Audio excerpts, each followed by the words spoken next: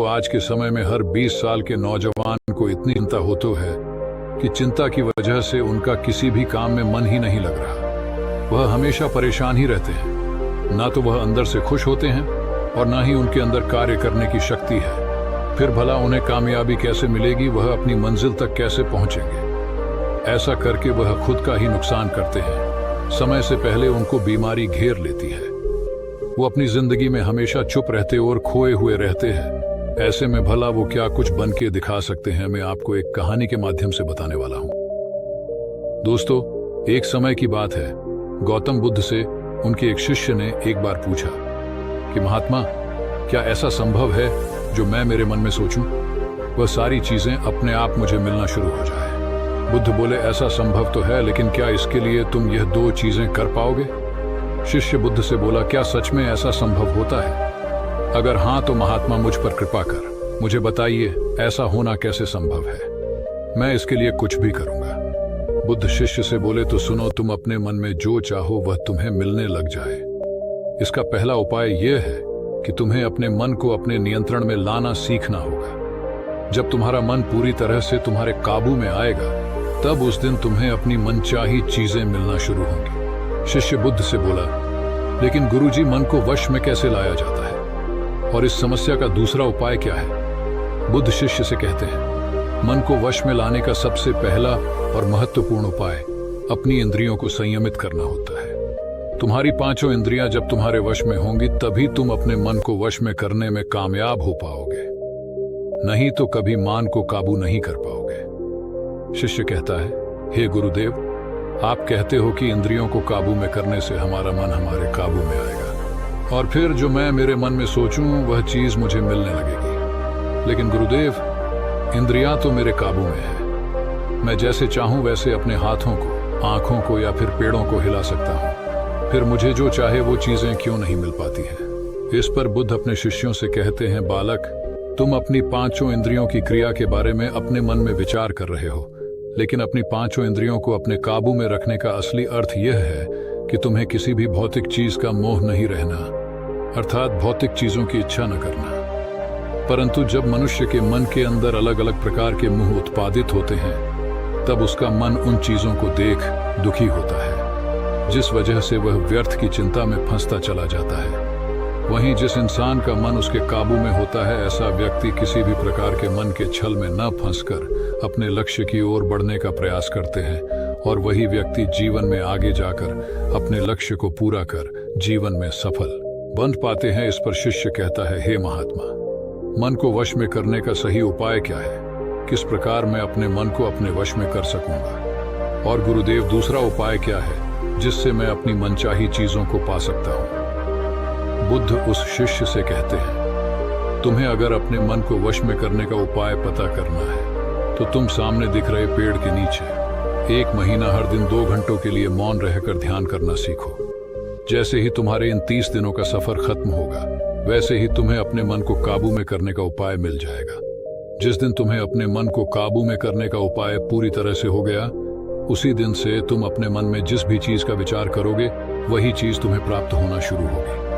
अगर तब तुम पैसे के बारे में या फिर संसार में मौजूदा किसी भी चीज के बारे में अपने मन में विचार करते हो, तो वह विचार तुम्हें अपनी मनचाही चीज को प्राप्त करने में तुम्हारी मदद करेगा। पर इसके लिए तुम्हें अपने मन को वश में कर पाना अत्यंत जरूरी है। जब तुम अपने मन को वश में कर लोगे, तभी मैं तुम्हें दूसरे उपाय के बारे में बताऊंगा। शिष्य बुद्ध को प्रणाम कर कहता है, यह तो काफी आसान कार्य है। 1 महीना ही क्या, मैं 1 साल तक 2 घंटे उस पेड़ के नीचे बैठ सकता हूं।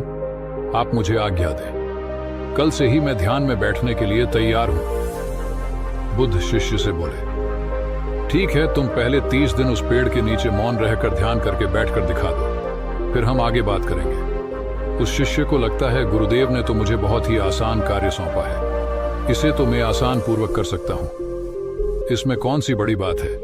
1 महीना पेड़ के नीचे ध्यान ही तो लगाना है, इससे मैं आसानी से कर सकता हूं। शिष्य दूसरे दिन गौतम बुद्ध को प्रणाम कर उस पेड़ के नीचे मौन रूप से बैठ गया।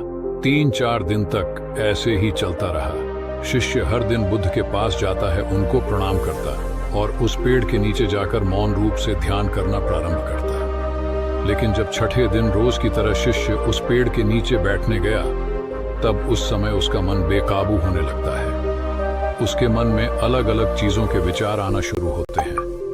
उसने अब तक जिस लोगों से बुरा बर्ताव किया, अपने साथ गुरुकुल में प्रश रहे भाइयों को उसने हर बार कैसे मूर्ख बनाया और अपनी तारीफ करने के लिए गुरुजी को कब कब झूठ बोला, इन सारी बातों के विचार उसके मन में उत्पादित होने लगे, जिससे उसका पूरी तरह ध्यान में मन लगना बहुत ही मुश्किल होने लगा। थोड़े दिन बीते। आज उस शिष्य का मौन रहकर ध्यान करने का 17वां दिन था, लेकिन उसके मन में बार बार आते हुए गलत विचार से उसके ध्यान को ठीक से करने नहीं दे रहे थे।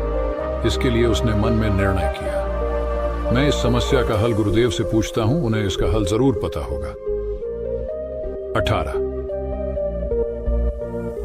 वे दिन उसके मुंह पर आ रहे भाव देखकर बुद्ध पहले ही समझ चुके थे कि आज यह सिर्फ प्रणाम करने नहीं है, अपितु किसी समस्या का हल पूछने आया है। शिष्य बुद्ध के पास जाता है और कहता है, हे महात्मा, आपके बताए अनुसार मैं हर रोज 17 दिनों से उस पेड़ के नीचे ध्यान लगाने बैठ जाता हूँ। शुरुआती दिनों में मैं जब ध्यान लगाने बैठता था, जब मेरा मन पूरी तरह लगता था, लेकिन अब उस पेड़ के नीचे जब मैं अपना ध्यान लगाने बैठ जाता हूँ, तब मेरा ध्यान अच्छे से नहीं लग पाता। मेरे मन में अलग अलग प्रकार के विचार आते हैं। जो विचार मुझे आते हैं, उनके बारे में सोचकर मुझे अपनी सोच के ऊपर गुस्सा आने लगता है।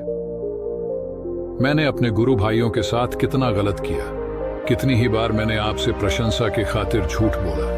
इन सभी गलत और विचार मुझे अंदर से दुखी करते हैं और मेरा ध्यान टूट जाता है। मैं सोचने लगता हूं कि मैं कितना गलत था, जिसकी वजह से मेरा ध्यान पर मन लगना तो दूर में ध्यान करते समय इन्हीं विचारों से जूझता रहता हूं। हे महात्मा, मुझ पर कृपा करें और मुझे इन गलत विचारों को अपने मन से पूरी तरह खत्म करने में सहायता कीजिए। बुद्ध शिष्य से कहते हैं, तुम्हें जब मैंने पहले दिन मौन रहकर पेड़ के नीचे बैठने के लिए कहा था, अब तुम्हारे मन में किसी भी प्रकार के विचार नहीं आ रहे थे, लेकिन अब 18 दिन बीतने के बाद तुम्हारे मन में अपनी गलतियों के विचार उत्पादित हो चुके, जिसका कारण एक ही है। जब तुम अपने गुरु भाइयों के साथ मस्ती करते थे और सबको अपनी तारीफ करने के लिए झूठी कहानियां सुनाते थे, तब तुम शांत रहे, अपने मन से बातें न कर पाए। पूरे दिन गुरु के सामने बुरा बर्ताव करने में समय व्यतीत करते थे, लेकिन जब तुम आने अपने अंदर अपने मन से बातें करना प्रारंभ किया, तो तुम्हें अपने आप ही अपनी गलतियों के बारे में विचार आने शुरू हुए, जिसका कारण एक ही है। व्यक्ति अपने आप से किसी भी सवाल को पूछता नहीं है। लोग शांत रहकर खुद से बात करना पसंद नहीं करते और दूसरों से अपनी समस्याओं का हल पूछकर उदास होते हैं। जब इंसान अपनी किसी भी प्रकार की समस्या का हल शांत रहकर अपने आप से पूछता है, तो उस वक्त उस व्यक्ति की बुद्धि खुद ब खुदा उस इंसान को बताना शुरू करती है। जब तुम अपने आप से बातें करना प्रारंभ करते हो, तब तुम्हें खुद की अच्छाइयां और बुराइयां दोनों दिखना शुरू होती है, जिसका फायदा तुम्हें भविष्य में होना शुरू होता है। यानी जब तुम्हें अपनी गलतियां दिखती हैं, तब तुम उन पर शांति से काम कर अपने आप ही आगे बढ़ना शुरू कर देते हो। क्यों? जिनस वजह से तुम अपने मन में जिनस भी चीज को सोचते हो, उस चीज को प्राप्त करने का रास्ता तुम्हारी बुद्धि तुम्हें दिखाना शुरू करती है। बौद्ध कहते हैं, इसलिए मैंने पहले ही दिन तुम्हें बताया था, जैसे जैसे तुम शांत रहकर अपने मन से विचार करना शुरू करोगे, वैसे वैसे तुम्हें अपनी मन चाहे चीजें मिलना प्रारंभ होंगी। बुद्ध शिष्य से बोले, गुरुदेव, आपने मुझे दूसरा उपाय बताने का भी वादा किया था। मुझे लगता है वह उपाय इससे आसान होगा। कृपा कर मुझे दूसरा भी उपाय बताइए। बुद्ध शिशु को बोले, मैं तुम्हें दूसरा उपाय तुम्हारे 30 दिन पूरे होते ही बता दूंगा। शिष्य बुद्ध को निराशा भरी नजरों से देखता और वहां से चला जाता है। थोड़े दिन बीतते। आज उस शिष्य के 30 दिन पूरे हो चुके थे। शिष्य बुद्ध के पास चला जाता है और बुद्ध से पूछता है, हे गुरुदेव, मुझे मेरा मन इतना हल्का क्यों लग रहा है? आज मेरे मन में पहले से कम विचार आते हैं और मेरे मन में किसी चीज को प्राप्त करने का मोह भी नहीं है। लेकिन गुरुदेव, दूसरा उपाय क्या था जिसे आपने उस दिन नहीं बताया? बुद्ध शिष्यों से कहते हैं, दूसरा उपाय था ही नहीं, बस मैंने तो तुम्हें इसलिए दूसरे उपाय के बारे में बताया था क्योंकि तुम ध्यान के इस 30 दिन में भटक ना जाओ।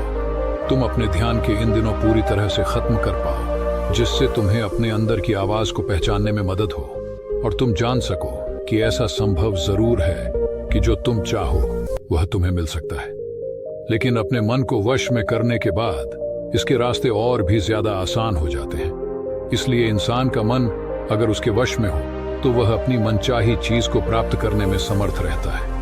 वह कहते हैं, ना मन के जीते जीत और मन के हारे हार। इसलिए मन को काबू में करना सीखो, शांत रहो, हर दिन ध्यान करो, एक्सरसाइज करो, तभी तुम्हारी दिनचर्या बदलेगी। जब तक तुम अपने मन को शांत नहीं कर लेते तब तक तुम जीवन में कुछ भी नहीं पा सकते। कुछ पाने के लिए मन का शांत होना जरूरी है, और तब तुमको हर वह चीज मिलेंगे जो तुम सोचोगे। फिर वह चीज चाहे कुछ भी क्यों ना हो, आपको वो एक दिन जरूर मिलेगी। दोस्तों, गौतम बुद्ध की इस कहानी को आप अपने परिवार या मित्रों के साथ शेयर करके उन्हें भी बुद्ध के ज्ञान से अवगत करा सकते हैं। बाकी अगर ये कहानी आपको अच्छी लगी हो तो इस वीडियो को लाइक करें, और ऐसी और कहानी सुनने के लिए बोधि